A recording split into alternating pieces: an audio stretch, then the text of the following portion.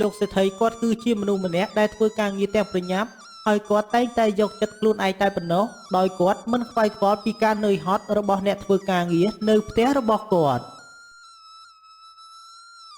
ពួកគេទាំងអស់នោះប្រកាសជាលួចដេកជាមិនខាននៅពេលដែលយើងមិនទៅមើលពួកគេធ្វើការគេទាំងអស់គ្នាមិនសូវខិតខំប្រឹងប្រែងធ្វើការឡើយដូច្នេះយើងត្រូវតែមើលពួកគេធ្វើការងារទៅបាន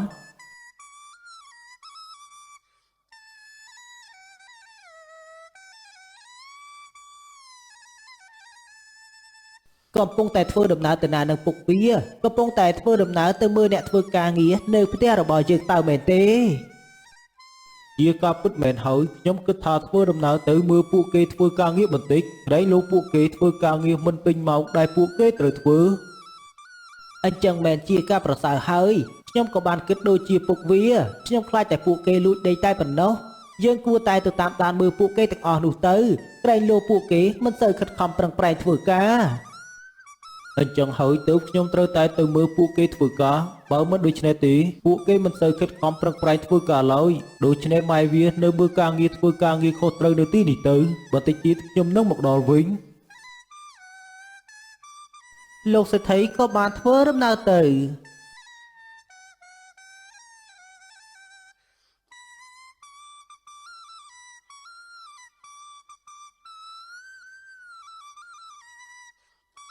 បន្តិចក្រោយមកលោកសេដ្ឋីក៏បានធ្វើដំណើរមកដល់ទីកន្លែងកូនចៅគាត់ដែលកំពុងតែធ្វើការងារមិនហ៊ានសម្រាកហើយអ្វីបានជាពួកឯងធ្វើការងារយឺតបែបនេះឯងទាំងពីរនាក់មានបានដឹងទេយើងខំប្រឹងទម្រាំតែបានប្រាក់មកជួលពួកឯងធ្វើការមិនមែនជារឿងងាយស្រួលឡើយ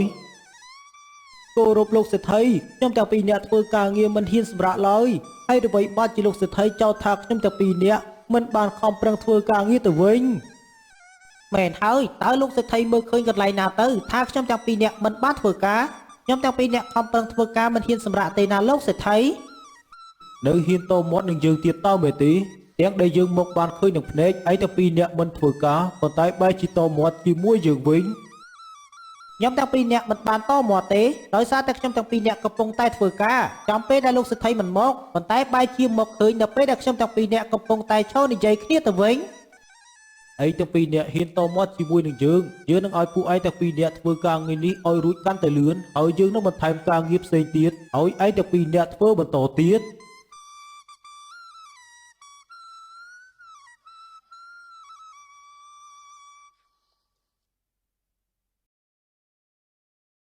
លោកសេដ្ឋីនេះមួយថ្ងៃគិតតែពីបន្ថែមការងារឲ្យយើងតែប៉ុណ្ណោះចំណែកប្រាក់ខែវិញមិនដែលបន្ថែមឲ្យយើងតែពីរនាក់ឡើយយើងគិតថាសេដ្ឋីនេះកំពុងតែគៀបសង្កត់កម្លាំងយើងពេកហើយមិនត្រឹមតែយើងតែពីរនាក់ទេមានអ្នកផ្សេងទៀតដែលត្រូវបានលោកសេដ្ឋីនេះធ្វើបាបប៉ុន្តែមិនដែលដំឡើងប្រាក់ខែឲ្យទេឲ្យធ្វើមិនទៅបើយើងធ្វើការងារឲ្យគាត់ដូច្នេះយើងត្រូវតែខំប្រឹងធ្វើការទៅណាសម្លាញ់អញ្ចឹងតោះយើងយកស្រូវទាំងអស់នេះដាក់ក្នុងឃ្លាំងឲ្យអស់ទៅហើយយើងនឹងបានសម្រក់ចាំមើលតើលោកសេដ្ឋីឲ្យយើងធ្វើអ្វីបន្តទៀត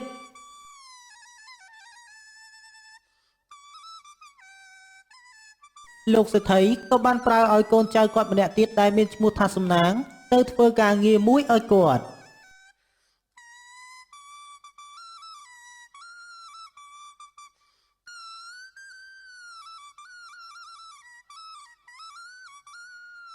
លោកសេដ្ឋីតើលោកសេដ្ឋីហៅខ្ញុំមកតែប្រញាប់មានការអ្វីដែរទៅលោកសេដ្ឋីមានអ្វីចង់ឲ្យខ្ញុំធ្វើតើមែនទេយើងចង់ឲ្យឯងដើរទៅមើលអ្នកភូមិរបស់យើងតើមានអ្នកណាខ្លះហ៊ានលួចយកត្រូវទៅលក់ឲ្យឈ្មួញដទៃបើសិនជាពួកគេហ៊ានលក់ឲ្យឈ្មួញដទៃយើងនឹងទៅទារប្រាក់ដែលពួកគេបានមកចងការប្រាក់របស់យើងគាត់ទាំងអស់នោះប្រកាសជាមិនអាចលក់ឲ្យអ្នកណាផ្សេងក្រៅពីលោកសេដ្ឋីទេដោយសារតែពួកគាត់បានចងការប្រាក់លោកសេដ្ឋីដូច្នេះធ្វើមិនគាត់នឹងហ៊ានលក់ទៅលោកសេដ្ឋីទោះបីជាយ៉ាងណាក៏ដោយក៏យើងនៅតែមិនសប្បាយចិត្តហើយក៏នៅតែមិនពេញចិត្តយើងត្រូវតែប្រើឲ្យឯងទៅចាត់ការនៅពេលនេះបានលោកសេដ្ឋីខ្ញុំនឹងទៅតាមការបញ្ជារបស់លោកសេដ្ឋីនៅពេលដែលបានដំណឹងអ្វីខ្ញុំនឹងយកមកប្រាប់លោកសេដ្ឋីឲ្យបានដឹងឯងមិនត្រូវជួយលាក់បាំងអ្នកភូមិជាដាច់ខាតបើយើងបានដឹងថាឯងជួយលាក់បាំងការពារអ្នកភូមិយើងនឹងមិនបើកប្រាក់ខែឲ្យឯងទេ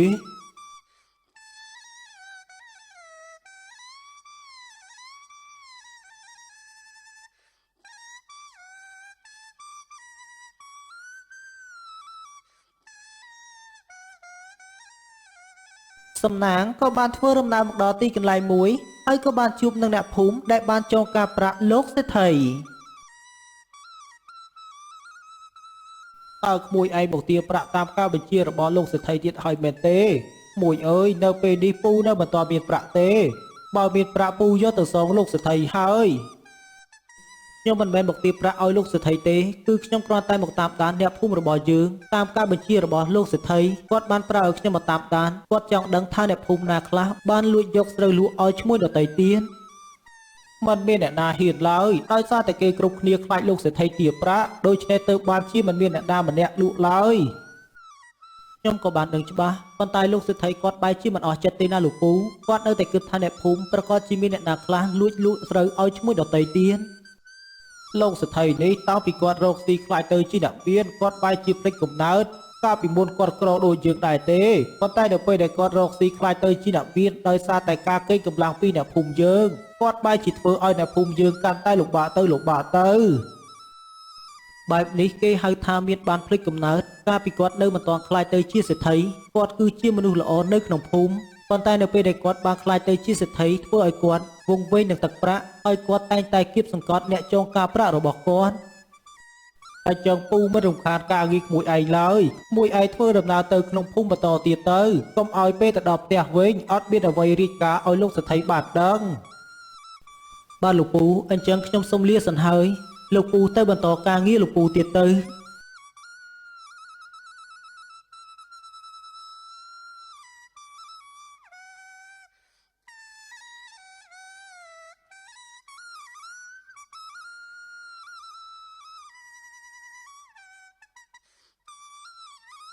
រយៈពេល1 ខែបានកន្លងផុតទៅ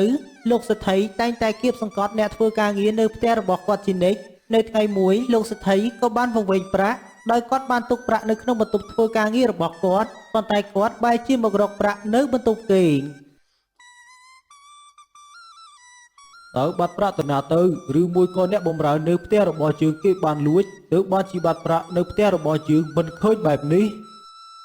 ខ្ញុំគិតថាមិនមានអ្នកណាក្រៅពីអ្នកធ្វើការនៅទីនេះទេឬមួយក៏សំណាងគេបានចេញចូលនៅក្នុងបន្ទប់របស់យើងជារៀងរាល់ថ្ងៃនៅក្នុងបន្ទប់យើងមានតែសំណាងតែប៉ុណ្ណោះដែលគេអាចចេញចូលបានអញ្ចឹងយើងគួរតែទៅសួរសំណាងទៅតើគេបានលួចប្រាក់របស់យើងដែរទេណាម៉ៃវាប៉ុន្តែខ្ញុំគិតថាលោកបងគួរតែមើលរកគ្រប់កន្លែងសិនទៅប្រយ័ត្នតែលោកបងគង់វិញប្រាក់ទុកនៅទីណាទេដឹងកុំឲ្យទៅចោទប្រកាន់សំណាងហើយយើងគឺជាអ្នកខុសវិញណាលោកបងមិនមែនទេណាម៉ៃវាខ្ញុំដឹងច្បាស់ណាស់ខ្ញុំបានទុកនៅទីនេះប៉ុន្តែហេតុអ្វីបានជាមិនឃើញទៅវិញខ្ញុំត្រូវតែទៅរករឿងសំណាងនៅពេលនេះ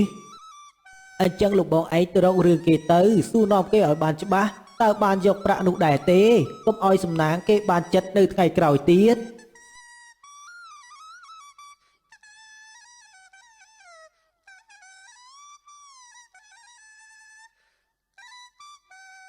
លោកសេដ្ឋីក៏បានដើរមកដល់ទីកន្លែងដែលសំណាងកំពុងតែធ្វើការងារលោកសេដ្ឋីមានអ្វីចង់ប្រើខ្ញុំតើមែនទេទើបបានជាមកដល់កន្លែងដែលខ្ញុំកំពុងតែធ្វើការឯងប្រាប់យើងតាមត្រង់មកតើឯងបានចូលទៅបន្ទប់យើងហើយបានលួចប្រាក់របស់យើងតើមែនទេទើបបានជាយើងមិនឃើញប្រាក់របស់យើងអញ្ចឹងឯងប្រញាប់សារភាពប្រាប់យើងភ្លាមមកខ្ញុំមិនបានដឹងទេណាលោកសេដ្ឋីខ្ញុំពិតជាមិនបានដឹងទេថាលោកសេដ្ឋីទុកប្រាក់នៅទីណា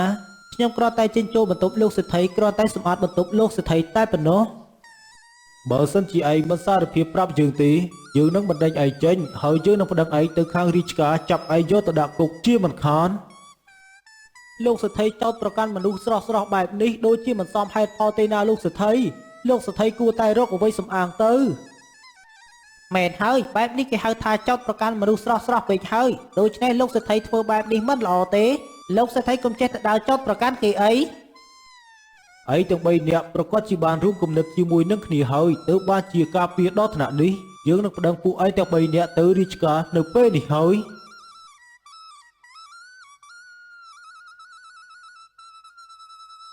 ឈប់សិនណាលោកបងឈប់សិនប្រាក់ដែលលោកបងបានទុកនោះគឺនៅក្នុងបន្ទប់ធ្វើការងារតែប៉ុណ្ណោះមិនបានទុកនៅក្នុងបន្ទប់សម្រាប់ទេណាលោកបងឃើញទេលោកសេដ្ឋីវង្វេងដោយខ្លួនឯងប៉ុន្តែបែរជាមកចោទប្រកាន់ខ្ញុំទាំងមិនដឹង ចុះបើសិនជាលោកសេដ្ឋីនេះរកប្រាក់មិនឃើញលោកសេដ្ឋីប្រកាសជាចាប់ខ្ញុំឲ្យរាជការជាមិនខានថ្ងៃក្រោយមុននឹងធ្វើអីគួរតែគិតខ្លះទៅកុំអាងខ្លួនឯងមានប្រាក់ហើយចេះតែដើរចោទប្រកាន់គេទាំងមិនដឹងពីមូលហេតុច្បាស់លាស់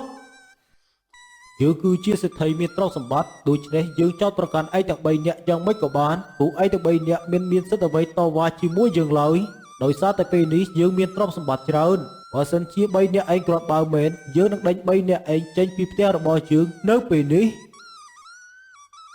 លោកសេដ្ឋីក៏បានបណ្ដេញអ្នកទាំង3ចេញពីផ្ទះរបស់គាត់ដោយគាត់អាងថាគាត់មានទ្រព្យសម្បត្តិច្រើនគាត់មិនខ្វាយខ្វល់ពីពួកគេទាំង3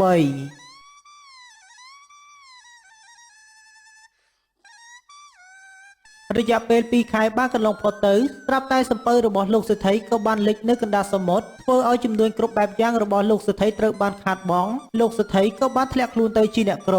ហើយអ្នកភូមិក៏មានការស្អប់លោកសេដ្ឋីយ៉ាងខ្លាំង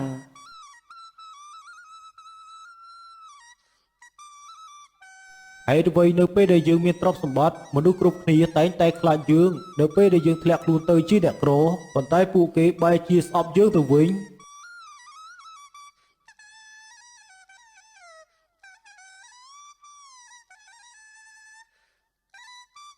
ដោយសារតែនៅពេលដែលលោកសេដ្ឋីមានទ្រព្យសម្បត្តិលោកសេដ្ឋីតែងតែគៀបសង្កត់អ្នកភូមិឲ្យអ្នកធ្វើការងារនៅផ្ទះលោកសេដ្ឋីតែងតែធ្វើការងារធ្ងន់ជានិច្ចដោយលោកសេដ្ឋីតែងតែធ្វើបាបក៏ព្រោះតែពេលនោះលោកសេដ្ឋីវង្វេងនឹងទ្រព្យសម្បត្តិដែលលោកសេដ្ឋីមាន